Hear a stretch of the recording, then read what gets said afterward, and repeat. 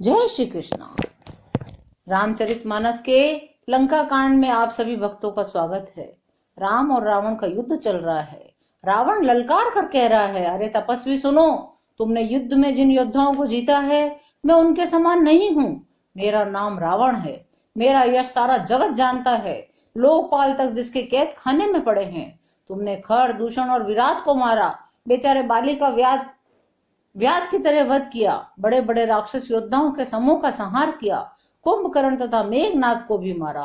अरे राजा, यदि तुम रण से भाग न गए तो आज मैं वह सारा वैर निकाल लूंगा। आज मैं तुम्हें निश्चय ही काल के हवाले कर दूंगा। तुम कठिन रावण के पाले पड़े हो। रावण के दुर्वचन सुनकर उसे कालवश जान कृपा निधान श्री राम जी ने हंसकर यह वचन कहा, तुम्हारी सारी प्रभुता जैसा तुम कहते हो बिल्कुल सच है, पर अब व्यर्थ बकवास न करो, अपना पुरुषार्थ दिखलाओ। व्यर्थ बकवास करके अपने सुंदर यश का नाश न करो। क्षमा करना, तुम्हें नीति सुनाता हूँ। संसार में 3 प्रकार के पुरुष होते हैं, एक पाटल, गुलाब, आम और कटहल के समान। एक पाटल फूल देते हैं, एक आम का फूल होता है जो फूल और फल दोनों देता है, एक कटहल में केवल फल ही लगते हैं। इसी प्रकार पुरुषों में एक कहते हैं करते नहीं, दूसरे कहते और करते भी हैं, एक केवल करते हैं, वाणी से कुछ कहते नहीं। श्री राम जी के वचन सुनकर वो खूब हंसा और बोला, मुझे ज्ञान सिखाते हो? उस समय वैर करते तो नहीं डरे, अब प्राण प्यारे लग रहे हैं। दुर्वचन कहकर रावण क्रुद्ध होकर वज्र के समान बाण छोड़ने लगा। अनेकों आकार के बाण दौड़े, दिशा विदिशा और आकाश और पृथ्वी सब जगह छा गए। श्री रघुवीर ने अग्नि बाण छोड़ा, जिससे रावण के सब बाण क्षण भर में भस्म हो गए। तब उसने खिसियाकर तीक्ष्ण शक्ति छोड़ी, किंतु श्री रामचंद्र जी ने उसको बाण के साथ वापस भेज दिया। वह करोड़ों चक्र और त्रिशूल चलाता है, परंतु प्रभु उन्हें बिना ही परिश्रम काट कर हटा देते हैं। रावण के बाण किस प्रकार निष्फल होते हैं, जैसे दुष्ट मनुष्य के सब मनोरथ। तब उसने श्री राम जी के सारथी को 100 बाण मारे। वह श्री राम जी की जय पुकार कर पृथ्वी पर गिर पड़ा। श्री राम जी ने कृपा करके सारथी को उठाया। तब प्रभु अत्यंत क्रोध को प्राप्त हुए। युद्ध में शत्रु के विरुद्ध श्री रघुनाथ जी क्रोधित हुए। तब तर्कस में बाण कस मसाने लगे, बाहर निकलने को आतुर होने लगे। उनके धनुष का अत्यंत प्रचंड शब्द सुनकर मनुष्य भक्षी सब राक्षस वाद ग्रस्त हो गए। मंदोदरी का हृदय कांप उठा, समुद्र, कच्छप, पृथ्वी और पर्वत डर गए। दिशाओं के हाथी पृथ्वी को दांतों से पकड़कर चिंगाड़ने लगे। यह कौतुक देखकर देवता हंसने लगे।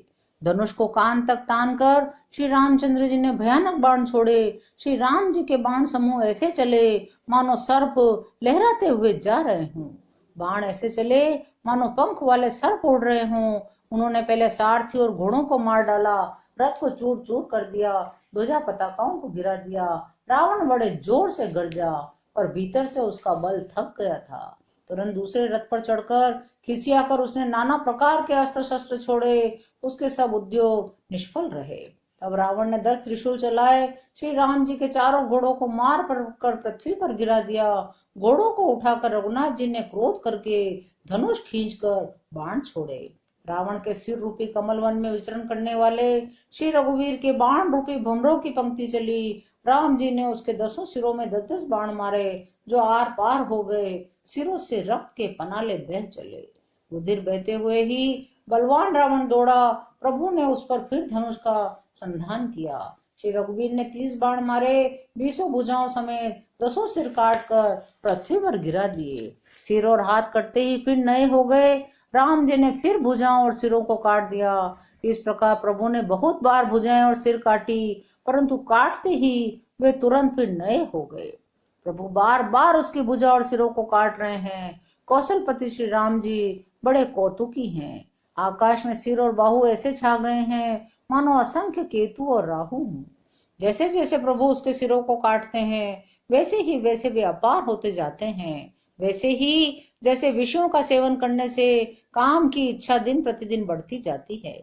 सिरों की बाढ़ देखकर रावण अपना मरण भूल गया। बड़ा गहरा क्रोध हुआ। वह महान अभिमानी मूर्ख गर्जा 10 धनुषों को तान कर दौड़ा। रणभूमि में रावण ने क्रोध किया, बाण बरसा कर श्री रघुनाथ जी के रथ को ढक दिया। जब देवताओं ने हाहाकार किया, तब प्रभु ने क्रोध करके धनुष उठाया। शत्रु के बाणों को हटाकर शत्रु के सिर काटे, उनसे दिशा विदिशा आकाश और पृथ्वी सबको पाट दिया। काटे हुए सिर आकाश मार्ग से दौड़ते हैं, जय जय की ध्वनि करके भय उत्पन्न करते हैं। लक्ष्मण और सुग्रीव कहाँ हैं? कौशलपति रघुवीर कहाँ हैं? राम कहाँ हैं? इस तरह वे सिर चिल्लाते हैं। तब धनुष संधान करके रघुकुल मणि श्री राम जी ने हंसकर बाणों से उन सिरों को भली भांति बेध डाला। फिर रावण ने क्रोधित होकर प्रचंड शक्ति छोड़ी। वो विभीषण के सामने ऐसे चली जैसे काल का दंड हो। अत्यंत भयानक शक्ति को आती देखकर वे विचार कर मेरा प्रण शरणागत के दुख का नाश करना है। श्री राम जी ने तुरंत विभीषण को पीछे कर लिया। सामने होकर वह शक्ति स्वयं सह ली। शक्ति लगने से उन्हें कुछ मूर्छा हो गई। प्रभु ने यह लीला की, परंतु देवताओं को व्याकुलता हुई। प्रभु को शारीरिक कष्ट प्राप्त हुआ देखकर विभीषण क्रोधित तो हाथ में गदा लेकर दौड़े और बोले, अरे अभागे, मूर्ख, नीच, दुर्बुद्धि, तूने देवता, मनुष्य, मुनि, नाग सभी से विरोध किया। तूने आदर से ही शिव जी को सिर चढ़ाए, इसी से एक एक के बदले में करोड़ों पाए, और दुष्ट तू अभी तक इसी कारण बचा है। अब काल तेरे सिर पर नाच रहा है, तू राम विमुख होकर सुख चाहता है। ऐसा कहकर विभीषण ने रावण की छाती के बीचों बीच गदा मारी। छाती में कठोर गदा की घोर और कठिन चोट लगते ही वह पृथ्वी पर गिर पड़ा। उसके 10 मुख से रुधिर बहने लगा। फिर अपने को संभाल कर क्रोध में भरा हुआ फिर दौड़ा। शिव जी कहते हैं, हे उमा, विभीषण क्या कभी रावण के सामने आंख उठाकर भी देख सकता था? परंतु अब वही काल के समान उससे भिड़ रहा है। यह श्री रघुवीर का ही प्रभाव है। विभीषण को बहुत ही थका हुआ देखकर हनुमान जी पर्वत धारण किए हुए दौड़े। उन्होंने उस पर्वत से रावण के रथ, घोड़े, सारथी का संहार कर डाला। उसके सीने पर लात मारी। रावण खड़ा रहा, उसका शरीर अत्यंत कांपने लगा। विभीषण वहां गए जहां सेवकों के रक्षक श्री राम जी थे। रावण ने हनुमान जी की पूंछ पकड़ ली। हनुमान जी उसको साथ लिए ऊपर उड़े। लौट कर महाबलवान हनुमान जी उससे भिड़ गए। दोनों समान योद्धा आकाश में लड़ते हुए एक दूसरे को क्रोध करके मारने लगे। दोनों बहुत से छल भर करते हुए आकाश में ऐसे शोभित हो रहे हैं मानो कज्जल गिरी और सुमेरु पर्वत लड़ रहे हों। जब बुद्धि और बल से राक्षस गिराए न गिरा, तब मारुति श्री हनुमान जी ने प्रभु को स्मरण किया। श्री रघुवीर का स्मरण करके धीर हनुमान जी ने ललकार कर रावण को मारा। वे दोनों पृथ्वी पर गिरते हैं, उठकर फिर लड़ते हैं। देवताओं ने जय जय पुकारा। हनुमान जी पर संकट देखकर वानर भालू क्रोधातुर होकर दौड़े, किंतु रण मदमाते रावण ने सब योद्धाओं को अपने प्रचंड भुजाओं के बल से कुचल डाला, मसल डाला। श्री रघुवीर के ललकारने पर प्रचंड वीर वानर दौड़े। वानरों के प्रबल दल को देखकर रावण ने माया प्रकट की। क्षण भर के लिए वह अदृश्य हो गया। फिर उस दुष्ट ने अनेकों रूप प्रकट किए। श्री रघुनाथ जी की सेना में जितने रीछ वानर थे, उतने ही रावण जहां तहां चारों ओर प्रकट हो गए। वानरों ने अपरिमित रावण देखे। भालू वानर सब जहां तहां इधर उधर भाग चले। वानर धीरज नहीं धरते।